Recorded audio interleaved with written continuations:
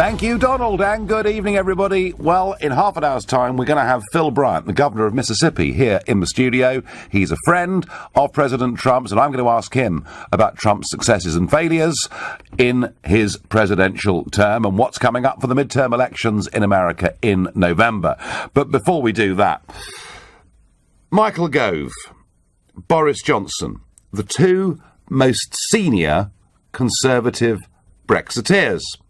And as that campaign went on, they did their very best not to talk about immigration at all, thinking it was too awkward, too difficult, too embarrassing. Oh, well, let that Farage chap do that. That's fine. He can talk about that, and people can throw bricks at him and not at us, because we like to be popular in Notting Hill dinner parties and things like that. But actually, as the campaign went on, they realised that it was absolutely a key motivational issue. And yet, to listen to both of them today, perhaps they've forgotten something. Perhaps they've forgotten why Brexit won the referendum. This was Michael Gove on the radio this morning. In the aftermath of the Brexit vote, there were all sorts of people who said that it was motivated by, darker feelings. The truth is that the Brexit vote allowed the British people to say, look, we've taken back control. We can now determine what migration policy is in our interests, and we can combine both what's in our economic interests with proper humanity. And the really striking thing now is that Britain has the most liberal attitude towards migration of any European country, and that follows the Brexit vote. Yeah, and Boris Johnson, writing today in The Telegraph, says, talking of the referendum, that's why it was right to take back control. It's not about migration, it's about control and who calls the shots. Well, Boris, it is about who calls the shots, but it is about migration. Both of you, Gove, Boris, 73% of people out there who listed immigration as their number one concern in the country, 73% of them voted Brexit. The reason we had a 73% turnout, more than the usual sort of 60-65% turnout we get in general elections, is a lot of people felt this was the opportunity to actually get a grip. And it wasn't just about taking back control, it was about reducing the numbers that come into this country. If we hadn't discussed immigration, if it hadn't been part of the referendum agenda, the Remain side would have won very, very comfortably. And it remains a hugely important issue, not because the average Brit dislikes anybody that's foreign. You know, the average Brit looks at this Windrush mess and says, what an absolute horlicks of it the Home Office have made, and what an unfair way to treat people. But the average Brit knows that getting a GP appointment is tougher than it was. The average Brit knows getting their kids into a local primary school is tougher than it was, and the average Brit knows. And I'm pleased that wages are now starting to go up again, but for years, wages have been driven down, and communities in some parts of the country have been changed beyond recognition. This issue really does matter, and I feel with this government and Gove and Johnson and May and all of them, we've got a very politically correct group of people in charge. They want to be thought of as being nice. They want to be thought of as people who get all the right kind of party invitations. And as a result of it, the key issue that people voted for in Brexit is willfully and deliberately being ignored.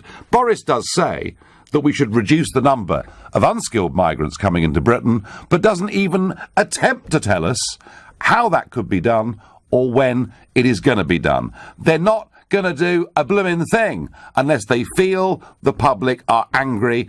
So you tell me, is it me? Or does this look like a betrayal of your Brexit vote? And if you think, no, Nigel, you're wrong, you're paranoid, it wasn't really about immigration at all. Boris indeed writing that lots of people who voted Brexit have a liberal view on immigration. Well, a lot more had a less liberal view. They wanted proper controls, they wanted lower numbers. But if you think I've got this wrong, then call me on 0345 6060 973. If you think, as I do, that it's a significant watering down, verging, frankly, on betrayal, then text to 84850. Or perhaps you do think that political correctness is stopping our government from doing the right thing for fear that people will say they're beastly. In which case, tweet using the hashtag Farage and LBC at LBC watch us on Facebook and comment there too. Leonard says, already on Facebook, the government caused this problem with unregulated, uncontrolled immigration. Yeah, Leonard, we know that, but the Brexit vote was an instruction to get a grip and do something about it, and they don't appear to want to. Catty says on Facebook, exactly. Ramona's backpedal constantly. They love their staple diets of sour grapes. Well, it's not the Ramonas that I'm complaining about. It's the Brexiteers I'm complaining about. I'm complaining about Boris. I'm complaining about Gove. I'm complaining about their constant use of this term, we want a liberal Brexit. I don't know what on earth that is frankly supposed to mean. So tell me, is the language of Gove and Johnson, is the fact we're not even addressing open door flows into this country from the European Union, and from what I can see it won't happen for years to come, are they letting us down badly, or am I paranoid? 0345 60 60 973. And of course, this debate taking place tonight on the eve of the most explosive speech that was given on immigration 50 years ago by Enoch Powell, the so-called Rivers of Blood speech. I've always been a great Powell fan in many ways. I think on economics, he was there way, way ahead of Milton Friedman, Keith Joseph, Margaret Thatcher. He had a deep understanding of how the economy worked. I think on the European question, on the common market, which then became the EU, I can look at the speeches he gave back in the early 70s, and word for word, not only are they relevant to the European debate that we had in the referendum, but actually his predictions of what would happen to the project were totally extraordinary. And I do think Powell was right to say that we needed to be careful how we approached immigration, that you know, actually integration was entirely possible, not always easy, but had to be handled correctly. He was right about that. I've always felt, actually, that the language he used in that speech was wrong, was a mistake, cast him into outer darkness when he was in so many ways a very brilliant man that could have given the country more. And I think he made it very difficult to discuss immigration. And kind of, you know, apart from the far right, the BNP, the National Front, whatever, you know, when I first started talking about this subject, which was in 2003-04, as we began to open the doors, the kind of vitriol and hatred that I met for even discussing the subject was, I think, as a direct result of that speech given by Powell all the way back in 1968. And it's that kind of aggression, it's that kind of unpleasantness that you get by even touching on the issue that I think scares Johnson, scares Gove and the others. They don't want this sort of thing being said about them. But the public voted for something to happen. I think it's simply not good enough. And when Boris says that, you know, it wasn't the reason, it wasn't the key reason that people voted Brexit, lots of Brexit voters had very liberal ideas, namely sort of open door, free movement ideas on immigration. I just think, Boris, you are wrong. That's my view. Kevin is calling from Oxford. Good evening, Kevin. Hi there, Nigel. The only reason I voted for Brexit was to lower the immigration numbers. The only reason? Yeah. Wow. Because I had a sneaking feeling that we would be okay in terms of money, either in or outside. I think we could have made enough money to keep the country running okay. Yep. And my concerns were more cultural rather than economic. So does this mean, Kevin, that you are some evil person that hates all foreigners, foreign culture? You wouldn't even dare touch foreign food. You're insular. You're a natural bigot. I mean, is this the Kevin from Oxford that we're speaking to? No. I love foreign countries, and I often go abroad. But, do you? I do. Well, this is very disappointing. Yeah. I thought Brexit voters all hated overseas. No, one of the things I always find very provincial about people is they say I'm in favour of immigration because I want a sort of a vibrant world community. And I kind of think, have you not heard of planes? Yeah, well, quite. You know, if you want to see the world, see the world. Yeah. But essentially, the reason I voted for Brexit is I'm lucky enough to live in a beautiful place called Oxford. Yep. And fairly centrally in Oxford, so it's a wonderful place to live. But I have heard about a population of Oxford moves into Britain every year. Yep. And they're not building any more Oxfords. Well, that's certainly true, isn't it? So it means there has to be a lower quality. If you put in a population of Oxford and you don't build another Oxford, where are these people going to be? Well, that's the other issue, isn't it? Housing, house prices, shortage of housing, all of this linked very much to a rapidly rising population. No, Kevin, all these points are relevant and real, but Kevin, this is the problem. You know, genuinely, Gove and Johnson are not fighting for people like you because they've got a chance to do it from within government. They're not doing it for fear of being called horrid. But, Kevin, I think there are millions of people like you out there, millions of people who voted Brexit, and immigration was absolutely at the top of their concerns, whatever Boris Johnson and Michael Gove say. You're listening to an extended Nigel Farage show. Well, Boris Johnson and Michael Gove saying they want a liberal Brexit, telling us that a lot of people who voted Brexit actually have a very, very open-minded liberal view on immigration. Of course, people who voted Brexit and voted Remain had all sorts of different reasons, but 73% of those who put immigration as their number one issue did vote for Brexit. It was the overwhelming reason why Brexit won. I think they're wrong. I really, really do. Bill is a new caller from Wandsworth. Good evening, Bill.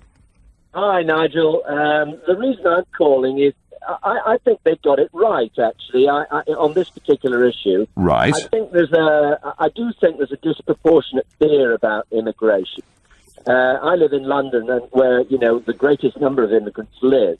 And there really isn't a fear of immigrants abusing the system in London.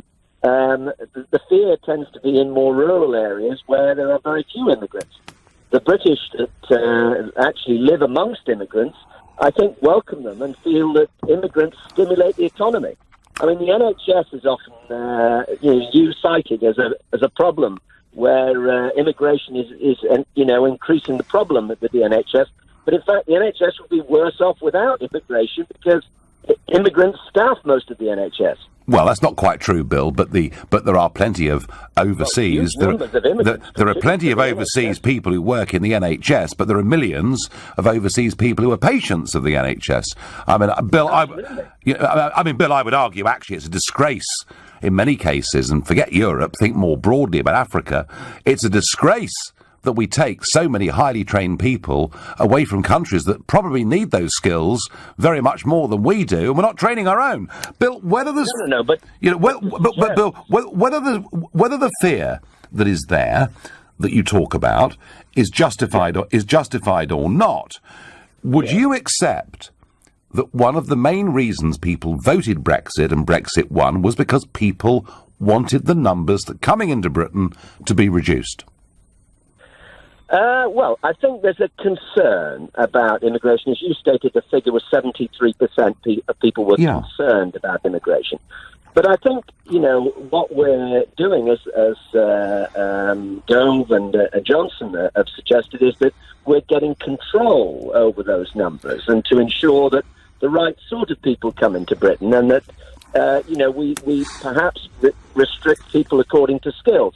And certainly people who abuse the social services, we don't want to welcome people who abuse the system into our country. That wouldn't be right. My feeling, Bill, is that we're going to get control of it, but Johnson and Gove don't intend to use that control, and they're perfectly relaxed about numbers continuing as they are. And my charge to them, Bill, is they are not following the will of Brexit voters, giving the kind of speeches and articles that they come out with today. Well, I think there's no specifics on that 73% about how they want immigration controlled. So, Bill, I tell you what, those 73% of those who put immigration number one, who voted Brexit, half of those actually want zero immigration. They want no one to come in at all. That's how... So you're talking about 38%? Well, let's just get this figure clear. Of those who put immigration as their number one concern, 73% of them voted Brexit, and in the run-up to Brexit, immigration was the number one issue in the country. So I think I'm very confident in saying that it was... You're saying half of that 73%. Yes. So you're talking about 36%, effectively. Yeah, want zero immigration. Literally want zero. Yeah. Now, do we listen to that 36%? well, Bill, frankly, that wouldn't be practical or pragmatic in the world we're living in. Of course it wouldn't. But the point I'm making is that Brexit was a firm instruction to say we need to not just get back control, but to exercise that control. I mean, Bill, net migration to Britain from 1950 until the late 1990s averaged 30,000 a year, and it's been going up to 300,000 a year. So, we are dealing with something of a different magnitude. And I just think, Bill, there are many millions of people here who engage with the democratic process, wanting something to change, and they're just not getting it. That's my point. Well, I think, we never get exactly what we want in government, and that's part of democracy, isn't it? Yes. We have to go with the will of the people. And I understand your point about the 73% that wanted or were concerned about immigration. But if you look at London, I mean, I've lived in London for a long time, and I have to say that my impression of the state of services in London, for example, has hugely improved because of the numbers of migrants operating within the city. I think the city has been improved, and it's because of immigration. Well, it hasn't done much for house prices, Bill, but then Russian money may be the same as well. Bill, I thank you. Bill is very positive about immigration. I completely understand his arguments, but I stick with the view. It was this issue that won the Leave campaign for Brexit. Without it, there never would have been a referendum in the first place. That feeling of disquiet that we didn't have control and there were too many people coming in and we needed to get a grip. I don't think Johnson and Gove have got any intention of getting a grip. They want a liberal Brexit, whatever that is supposed to mean. I'm going to go to Halifax and speak to Andrew. Good evening, Andrew. Good evening, Nigel. So, Am I right to think that they're not following the will of the people? You're absolutely right with a cherry on top, and I say that as both a Conservative voter and a Brexiteer. Right. I actually regard immigration as like adding sugar to a cup of coffee or a cup of tea. If you add one or two spoonfuls, it improves the flavour. In other words, if you have modest immigration, it benefits a country. However, if you go for what successive governments have done for the last 20 years, which is not really about immigration as economic necessity, but a deliberate policy of population replacement, what you end up with then is cups full of sugar and no coffee or tea whatsoever. And I'm afraid, your last caller, London is a classic example of that. Well, he was... I wasn't going to get sidetracked into a debate about London, but I think there are parts of East London that we could visit, where we'd say, actually, what very large-scale immigration had done is to change those areas into something completely different in every way to what they were before. But I'm not going to get down that debate, that cultural debate today. Andrew, I genuinely think that Gove and Johnson and the whole blooming cabinet are so politically correct. They're the most PC people we've ever seen before. They don't even sound like Conservatives, Andrew, on any of these issues. Well, I agree with you, and as a Brexit voter, I see a little bit of a betrayal every day from the sort of the Machiavellian machinations of the vermin in ermine yesterday in the Lord. Yes. Right up to these proclamations from Gove and Johnson. I mean, Tory voter, Andrew. Tory voter, LBC platform. What's your message to Gove and Johnson? Get a grip and stop concentrating on what life is like within the M25 in this metropolitan bubble. Get out into the rest of the country. There are millions of us out there that are of equal importance to London opinion, and get out there and discuss, some of us, what we think about this wholesale change to our communities, because we are not happy with what's gone on. Andrew, thank you very much indeed. Very precise, very succinct. Helen is a new caller to the show. She lives in Exeter. Good evening, Helen. Hello, Nigel. Nice to hear from you. Well, actually, I'm hearing from you, really. But I am making a charge against Johnson and Gove. They're too politically correct. They're scared to deal with the issue, and they're letting Brexit voters down like a cheap pair of braces. Am I right? Am I wrong? Yes, I already suspect we've been sowed down the river with the fish. Mm-hmm. And I think now they've done it with immigration, or they're going to do it with immigration. So I've every intention of selling them down the river when it comes to the election. I shall stand back, hold my nose, and not vote for anyone, thereby advising all my friends and family to do the same, opening the door for Jeremy Corbyn. If they want a liberal, in big inverted commas, Britain. Liberal Brexit, it's everywhere. Yep. That's what they say. Let them have it. They can sit and watch their money drift in Jeremy Corbyn's pocket. And, Helen, would you, in general elections, would you normally be a Conservative voter? Oh, yes. Right, OK. So you do feel pretty strongly about this. Wow. You feel... I couldn't, if they don't do what they promise, I couldn't never, ever vote for them again. Right, Helen, that is an incredibly strong message. They better do what we told them to jolly well do, or people like Helen from Exeter won't support them. She couldn't have been clearer, really, could she? What does Jim from Billericay in Essex make of this? Good evening, Jim. Good evening, Nigel. As an ex-policeman, I can say that political correctness, I've got no time for it, and it's actually ruined the police force in this country. Right. But as far as the your comments on the NHS with regard to immigration, I completely agree with you. We should be training people up, not pinching. Of course, we should. Staff from other countries. But talking about the immigration generally in the EU, I think that the big mistake the EU made was to have Romanians and Bulgarians, because before that, the people that were in the EU, the Spanish, the French, the Germans and the Italians, etc., they didn't have any reason to come and stay here permanently, because our life was pretty much on the same level as them. Do you know, in 1993, Jim, 20 years after we joined the common market, there were roughly the same number of Brits working in Germany and Germans working in Britain as there had been when we joined 20 years previously, despite the fact we had free movement. And that was because people went back and forth, but there was no mass movement of people because wages were a lot higher, or healthcare was better, or education was better. And we did let in 8 and then 10 former communist countries for whom Britain was a magnet, and we should have controlled it, Jim. I do feel, though, Nigel, that there is a big...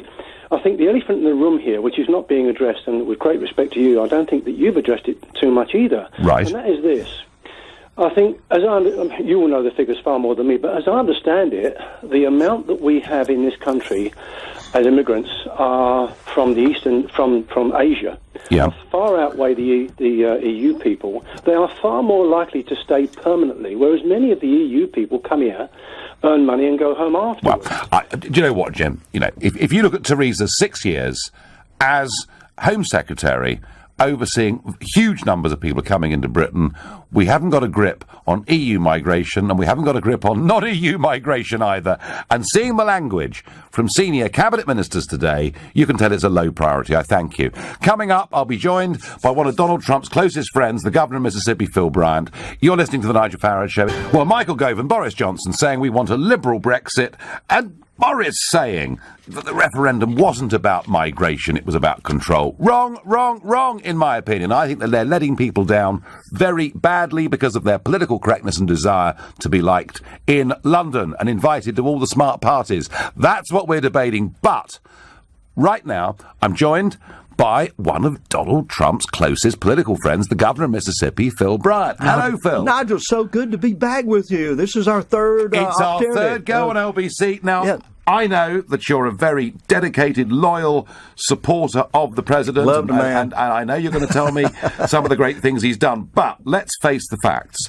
A lot of people, and we can talk about Fox News presenters like Laura Ingraham, Tucker Carlson, people who've got quite big sway amongst conservative voters in America, people like Ann Coulter, there are many, many others. Sean Hannity. Even outsiders like me, and I'm not an American, but I've been very supportive of the president, and we're all concerned because we see a guy who back in 2012, 2013, was putting out a whole load of tweets saying, I would say to our foolish leader, don't attack Syria, and time and again, he criticised generals by giving notice that we'd go to war, and very much Trump, not a pacifist, but a non-interventionist in many, many ways, thinking we'd made some terrible mistake. Do you understand why there's a significant number of Trump supporters and voters are really worried that not just last April, when cruise missiles were launched after a chemical weapons attack, but again, America now heads a consortium of us, the Brits and the French as well. Do you understand why people are not happy with this? To some extent, Nigel, but if you look at his approval ratings, they're over 50% for the first time ever. They're higher. His approval ratings among Americans just now are higher than Barack Obama's approval ratings were at this particular time. But to be fair, that was before the Syria strike, wasn't it? Perhaps so. I'd love to take it now. I think he'd do better. Americans stand with a leader at war, and when you begin to gas your own people, even after World War I, they realized then that this could never happen again. So it rarely, if it ever happened, even in World War II, is all the atrocities that occurred there. So when we see the gassing of innocent children in Syria, when we understand that there's been a red line drawn, we expect our president to stand by it. Barack Obama drew the line, stepped over it, stepped back over it again, tried to draw it again, then erased it from the sand. So, and the other evolution that occurs is you become a president. You're no longer a candidate. You're no longer a citizen that can look at a distance and see an object and say, I think I would, this is what that object looks like. You're now the President of the United States. You have to make real decisions. He made them. I think the American public will stand behind him. Well, as I say, there is some disquiet amongst many that did support him, and they're worried because, we're now told that America is locked and loaded. And who's to say? I mean, don't forget that actually the opposition, ISIS, we know ISIS have used chemical weapons on 52 occasions. And the concern that people like me have is, what if ISIS now, chuck a couple of gas shells into a civilian area and we rush to judgment that somehow Assad has done this? So that I know it's difficult, and there's genocide all over the world. It's a big concern. But second question second question about Trump that's very important. I'll give you that one. Thank you. Thank you. The wall. I was there in Mississippi with you and with Trump on the stage, and one of the big promises in that campaign was that a southern border was going to be built. Now, we know that in the past, Bush and others built fences, and this idea of a southern border wasn't a brand new idea. No. Been around for goodness and as a matter of fact, there's hundreds of miles of fence and wall now. I always say that as when the media is complaining about building a wall, and they're showing the wall that now exists. Now, of course, you see people climbing over it. They learn how to get around and over that really quickly, but it doesn't mean it has to be all of this 20-foot brick wall. You can use UAVs, UASs. You can use all type of systems that will detect if there are footprints coming across the ground. I've been to Israel and look on the Golan Heights, and they've got a border there, and it's not a 20-foot wall. This president is doing everything he can. He's now calling on the National Guard the other day. I saw that they've been, and in fact, the governor of California has agreed to this, and things are, which I was amazed Imagine by. That. I was amazed by Jerry Brown agreed to send California National Guard. I sent a note to the president, said the Mississippi National Guard, I'm Commander-in-Chief of the Mississippi National Guard as governor. We are standing by for your orders. And our troops will go there and stop the illegal crossing of that border. The president means business. We're down about 60% now of border crossing. He stopped the whole. But he did promise a wall. He did. Is he going to deliver it? I think he is. If let's say this, if the Republican-controlled Congress would have given him the money, we'd be building it today. Yeah. The president is trying not to, with expected midterms very close, trying not to attack his own troops. And it's hard for him. But here are Republicans, and he knows he made this promise. He has to have the money to do so. He's even gone so far as to say, well, we'll use some of the funding from our military to be able to build this wall. Yeah. If it were up to him and he had the wherewithal, which means the revenue to do so, and they had cut some of these social programs that are growing out of control, you'd see brick and mortar today. Well, he needs to do it, in my view, because it was a big, big promise, and Trump voters want to see that wall. He's got to have Congress with him. They are the appropriators. The president or a governor cannot appropriate money. We can only sign or veto bills. You can go out there and use the bully pulpit to encourage them to have courage and determination, but you deal with Parliament. Absolutely. Now, Mike Pompeo has been to Pyongyang, has shaken the hand of Kim Jong-un. Firmly, I would bet you. There's going to be a meeting, we're told. Yeah. I mean, this actually is quite some achievement. It is amazing. And, again, one of those things that you might have thought, we'd never, what world would we see Donald Trump meeting with a leader of North Korea or the CIA director? I thought it was humorous that some of the people in Congress, particularly the Democrats, said, he should have told us he was coming. CIA, they don't tell you where they're going. They don't tell you who they're meeting with. And, by the way, if they told people in Congress, I'm pretty sure that the media would know it within seconds of Mr. Pompeo hanging up the phone with some Democratic or even Republican leader in there. So, but this is a new ground. Imagine, if you will, if the leader of North Korea says, I'm going to begin to de-arm, to remove some of those nuclear weapons and threats against Japan and against the United States and against South Korea. This is a remarkable. If the president is able to pull it off, he should receive the Nobel Peace Prize. Well, it's interesting, isn't it? Because Obama.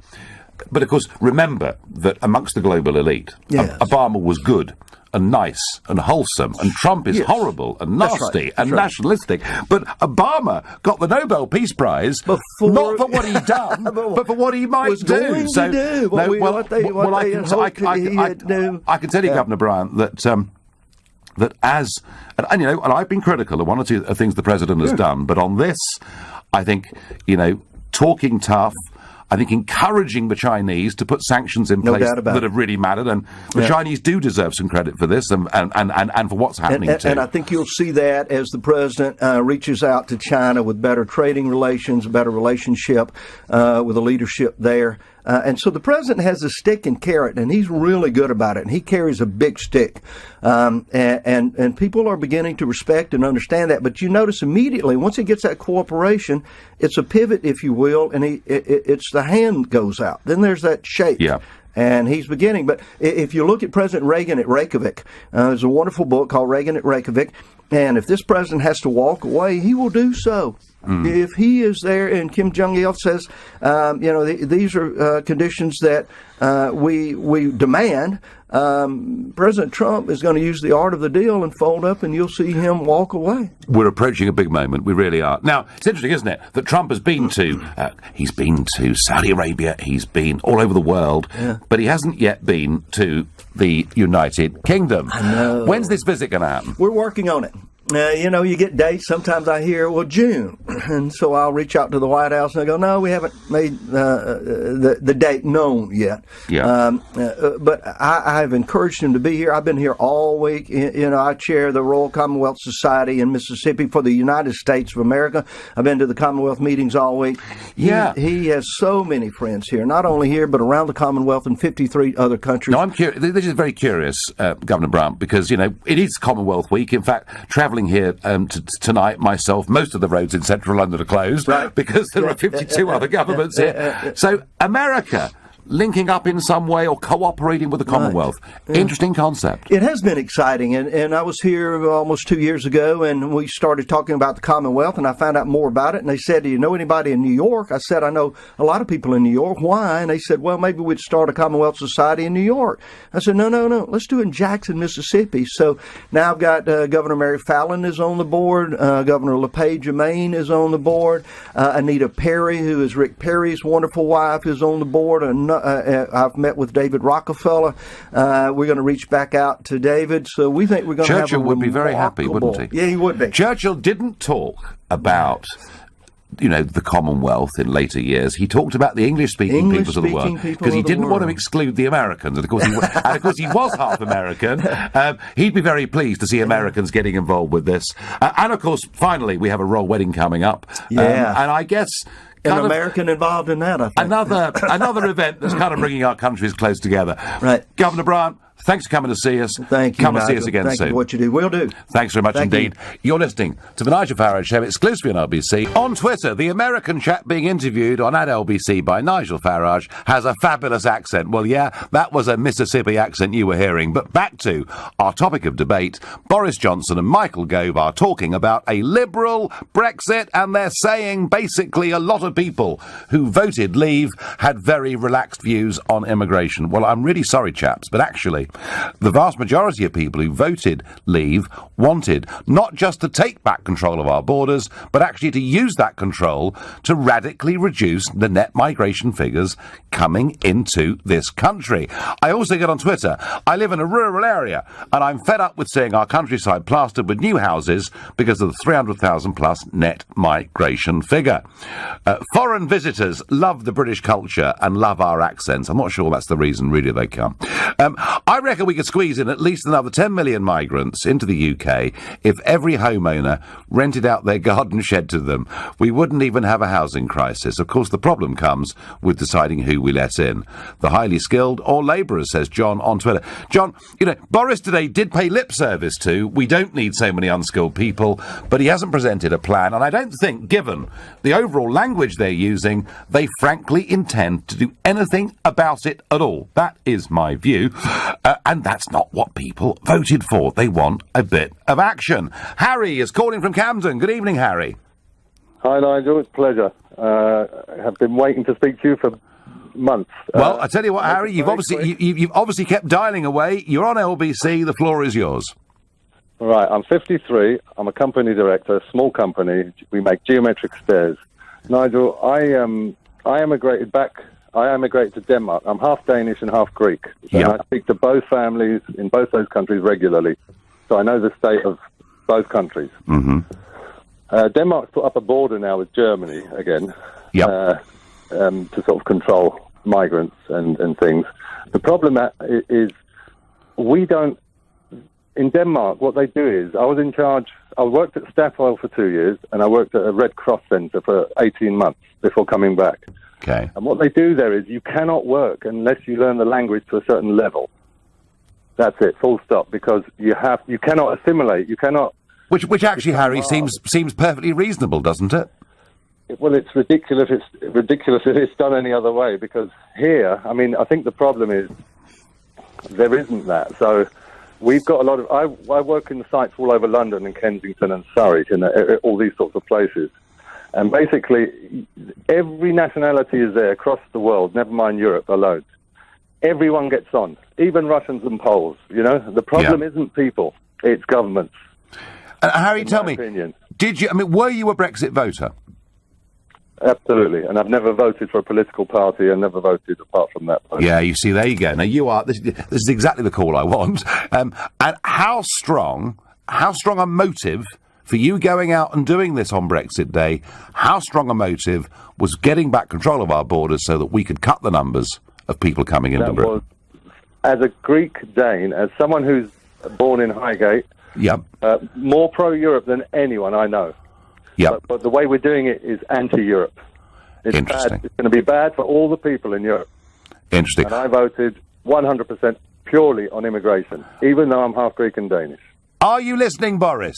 Are you listening, Michael Gove? Harry is not on his own. There are a lot of Harrys out there. Harry, listen, I know that the only reason we got Brexit was because people like you, who don't normally vote at all, went out and did it for this reason. And I'm delighted that you, as a half Greek, half Danish, pro-European, voted Brexit because we got to get back control of our borders. It's a very, very good, excellent phone call, and thank you for engaging. There are lots of Harrys out there, and yet the senior Brexiteers in the Cabinet cannot admit to it.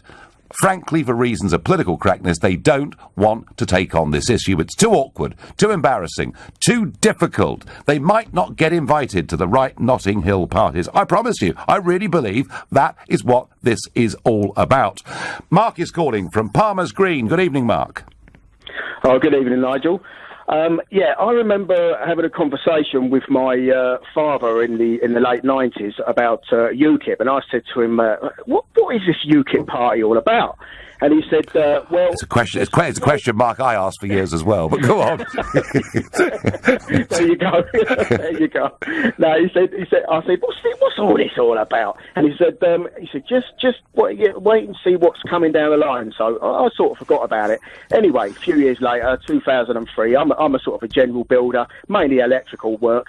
I was doing this job, and I just finished the job, almost come to the end of the job, and the person I was doing the job for said to me, yeah, I'm having the whole place decorated, like, you know. So I said, oh, do you want me to give you a price for that? And she said, oh, no. She said, I'm going to wait till next year. And I said, oh, why's that? She says, well, all my friends are telling me that, you know, when Poland joined and all the rest of it, I could get this job done for a quarter of the price, or maybe, you know, half or quarter of the price. And that's when my dad's words came back to haunt me. And I tell you what, and from then on, it hit me hard, Nigel. It hit us people in the building trade. It hit us really, really hard.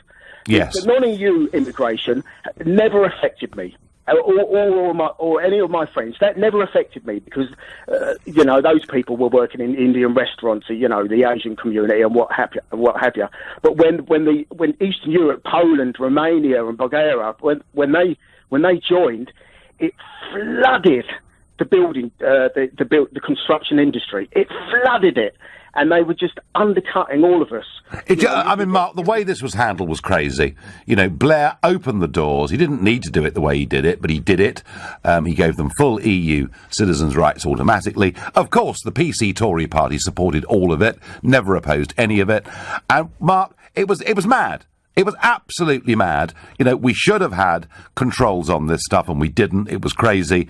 And I am absolutely convinced, you know, that is why we got the Brexit vote. And yet, Gove and Johnson, the two senior Brexiteers in the government, don't appear to be listening, Mark, do they? Well, absolutely. That is the main reason. That I mean, everybody I know, that was the main reason. And it's not that we're anti-immigration. No. It's we want a sensible, fair, controlled immigration system. Whereas your man from Africa has to go through the same process as your man from Romania. I mean, isn't that just sensible? And yeah, no, actually, Mark, we should, in terms of immigration, we should forget about where they come from. We should not discriminate against somebody from Africa and in favour of somebody from Romania simply on nationality. We should do it on merit. I couldn't agree more. Thank you. I've got time for one more caller on this very, very strong subject. Christina on Facebook saying the borders was the main thing for me. Christina, there's loads of you out there. My last caller tonight is Peter, a new caller to the show from Huddersfield. Good evening, Peter. Good evening, Nigel. Thanks for taking my call. Not one bit. So, are Johnson and Gove right, or am I right? Who's right?